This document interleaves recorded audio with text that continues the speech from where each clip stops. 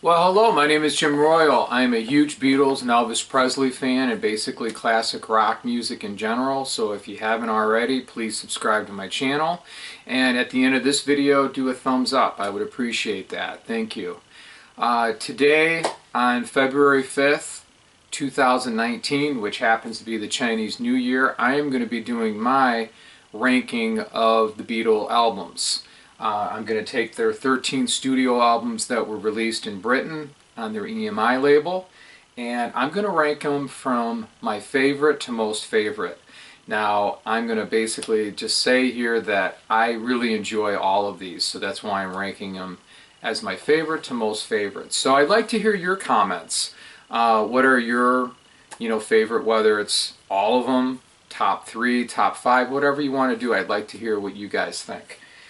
I'm going to start off with the Beatles' Yellow Submarine. This is the soundtrack to the movie.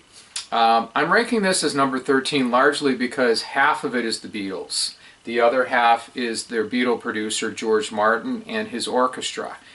He scored the music for the movie. And on this album, there are 6 songs of the Beatles on the first side, and of the 6, only 4 are new. Personal favorites on here, Hey Bulldog, really love that song a lot. John really rocks with that one, very underrated. And then the Sgt. Pepper outtake from George Harrison, Only a Northern Song. So this is my number 13. Okay, number 12. I'm going to go with the Beatles. With the Beatles is their second album, and it's I think, a much more polished and refined than the first album. They had a little more time in the studio to do it, though not much more, but they did. It relies still heavily on covers, but what I liked was the fact that, now they were able to double track their vocals. I know John loved that. They did more overdubs. It's just a more polished affair. Some songs that stand out for me on there are It Won't Be Long, All I've Got to Do. I love John's Haunting, Not a Second Time. I just think it's wonderful. George Harrison wrote actually his first composition with music and lyrics, Don't Bother Me, and can you imagine, it's on an album. Really great. There's also Paul McCartney's All My Loving.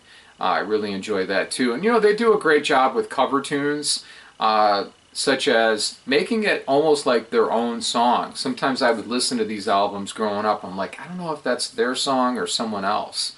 I'll give you an example of 2 Motown songs on here. You Really Got a Hold on Me and Please Mr. Postman. Really great. Alright, now we're at number 11. This is their first album, Please Please Me. This album is really just amazing on how it was recorded. There are 14 songs on this album, like most of the Beatles albums. There are exceptions. And they had 10 songs were recorded during a 12-hour marathon session. Could you imagine that?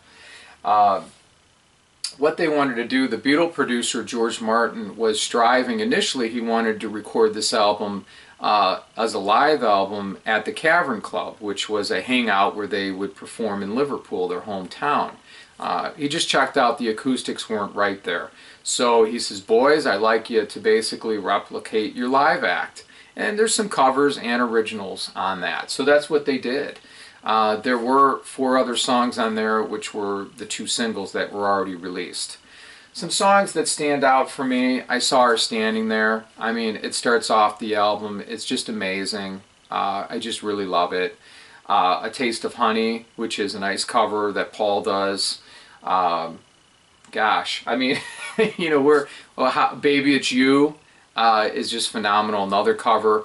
And then, of course, there's Twist and Shout, which was the last song during that 10-hour marathon session. They knew that John's voice was going to be hoarse, and they knew that, man, he just really has one try to get it right. And he actually got it right on the first take. Now, there was another take later we heard, but this was the one that blew it away. So you really should pick up this album. You should pick up all of them. But this album I listened to a couple months ago, and I was just amazed at really how well it still holds up. So this is my number 11. Alright, now we're going into the top 10, and I'm going to go with number 10 as Let It Be. Let It Be was one of the first albums that I was given when I got into the Beatles. It was an early one anyway. And it was basically, the idea behind this was it was supposed to be called Get Back. And it was an idea for the Beatles to get back to their roots, to basically do solid rock and roll live performing. And they wanted to stay away from the studio trickery like they had done with Sgt. Pepper and Revolver and the prior albums. They just wanted to get back to good old rock and roll. And that's why they added Billy Preston on keyboard, African American, who helped make the sound a little fuller. Well, they recorded it January '69. It just was not a good time for them, and they just stopped. At the end of January, they were done, and it was shelved for a long time. Phil Spector was brought in to help polish it up. He did a marvelous job, by the way, and I think you know, they ended up with a really nice product. But I still think of it kind of as unfinished, because it could have gone, it could have evolved differently. Now, what they did do some studio trickery. They did do overdubs. They cleaned it up, and they put out a nice product. Paul shines on here. I mean, he's got Let It Be, Long and Winding Road. I love the naked version and the one with the chorus, you know, with the women and the strings. And of course the rocker, Get Back. George Harrison's I Me Mine, a phenomenal tune.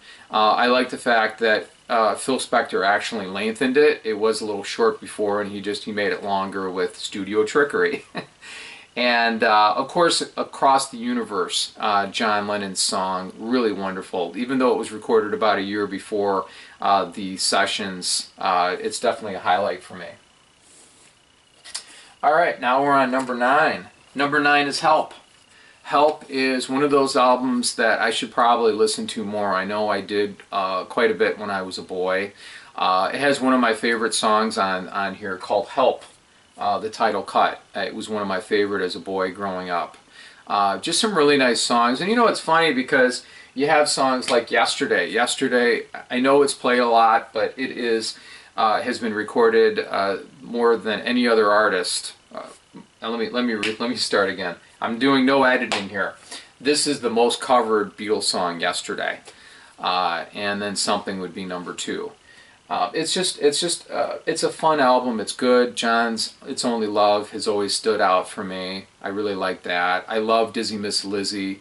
That's a fun one. That's a cover tune. That would be the last cover tune, by the way, on an album from the Beatles, if you don't count, you know, Let It Be.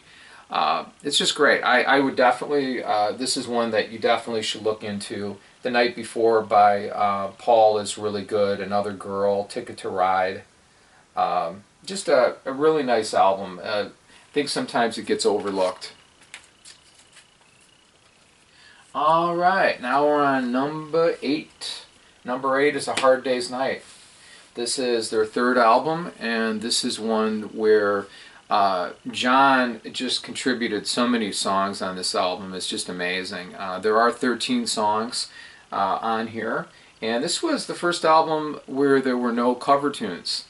I love A Hard Day's Night, the title cut. I love the very haunting acoustic song, I'll Be Back. It's one of my favorites. It's really nice. Paul does really well here with Can't Buy Me Love, Things We Said Today. Also, And I Love Hers. I just never get tired of that at all. So this is a really nice album, and this was, some of it, half of it was soundtrack music. Alright, Beatles For Sale. This is my number 7 pick, a ranking. And this is one where when I got into the Beatles, other than what I heard in the car on the radio that my parents were playing, I found out that they had 2 albums. I saw a Beatle movie, a movie based on the fans that were fanatical about the the Beatles, wanted to get to see him. I think it was when they came here in '64 on the Ed Sullivan Show. And I asked my mom, I said, do we have any Beatle records? And she says, yeah, I think there's a couple upstairs, in the family room. So I went up there and I found, our Capitol albums, Beatles 6 and Beatles 65, which a lot of that is on here on Help. This is really near and dear to my heart. It really is. There's a lot of covers. This is their 4th album. They went back to doing a lot of covers at this point. They just were running out of material. They were very busy in '64 promoting themselves, putting out singles, everything. Concerts, TV appearances, BBC radio appearances, everything. Some songs that I really like on here that stand out for me is No Reply, I'm a Loser, Babies in Black. I love those songs. Every Little Thing is just a hidden little gem. You should check that out if you haven't already. I also like some of the covers on here a lot, like Rock and Roll Music. I love Kansas City. I think that's Paul's Twist and Shout. It just did a great job with that. 8 Days a Week is my favorite, though, of all time on this album. And No Reply is just, you continue to see how they evolve with this album.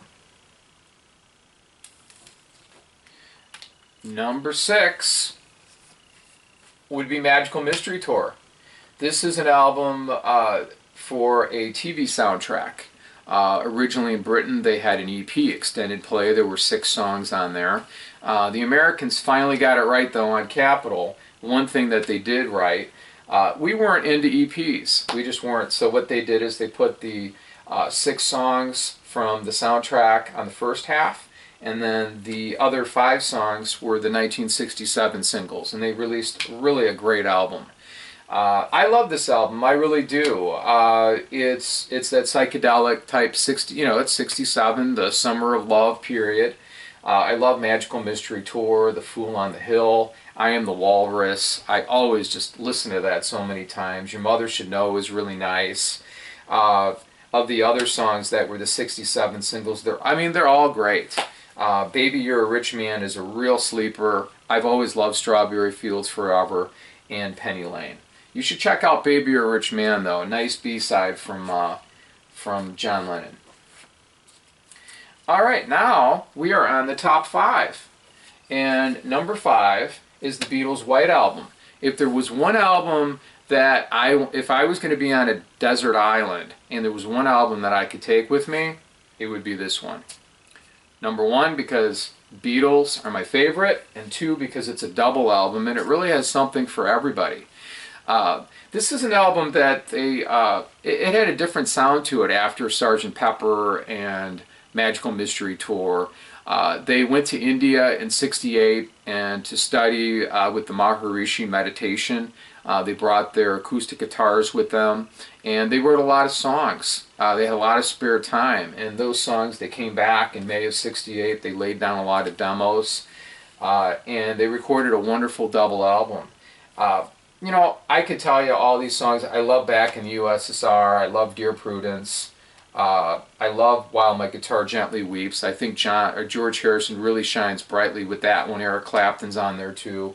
Sulphury Truffles, another George song that I like a lot. I like some of the acoustic numbers on here, like Julia, Mother Nature's Son, Blackbird. I love the rocker, heavy metal type song, Helter Skelter from Paul. It's just a really great album. Rocky Raccoon, that's always been a fun one for me. Cry Baby Cry. I mean, I could just keep listing these. Most of you know the songs anyway. But the double album is definitely where it's at. Alright, now I'm in the top 4. We're at Revolver right here. A lot of these, they can change all the time, and right now this is number 4 for me. I love this album a lot, specifically because of the 14 songs, only 2 of them are in greatest hits packages. That is the wonderful Eleanor Rigby and then Ringo's vocal on Yellow Submarine. Just great. This is nice because you know what it is? It's a period piece. It's got the guitars, they're using the same kind of it's the same production, and you hear songs like Dr. Robert and let's see, Dr. Robert and I Want to Tell You are two songs that they're written by George and John separately, but they have a similar sound to them. And that's what I like about this album. It was 66. It was just a really great period for them. I think Paul really shines bright on this album. He has Eleanor Rigby on here. He also has Here, There, and Everywhere. That song, by the way, Here, There, and Everywhere, he says is probably his favorite Beatles song. He's got Good Day Sunshine, For No One, Got to Get You Into My Life. I mean, you can't go wrong with those. And I also have always enjoyed Tomorrow Never Knows, John's song, I'm Only Sleeping. Taxman, man, George had 3 songs on this album. Taxman leads it off. I mean, would you ever think that? Really like that one a lot too. And I really like Yellow Submarine. That's always a fun one. Just, you know, with Ringo singing that one and everybody just having a great, grand old time. All right, now I'm on my top 3. Abbey Road. I know for some people this is their #1 album. But for me today it's number 3. What I really like about Abbey Road is the fact that this was their last recorded album after the very stressful sessions for Let It Be. They decided to basically come back and record albums like they used to. Actually, Paul called George Martin and said, you know, I'd like you to be our producer. I'd like you to produce again. And he says, well, I will if you let me, but I want to do it like we used to do it. So that's what they did. John Lennon shines with Come Together, and I've always liked I Want You, She's So Heavy. George is absolutely at his best on this album. Here Comes the Sun and Something, oh my God, what wonderful songs. The caliber, you know, John Lennon had said that, I believe he said that his favorite song on this was Something. And Something actually, per Frank Sinatra, his quote was, he says, he believes it was the greatest song ever written. Just really wonderful. I also like Paul's You Never Give Me Your Money.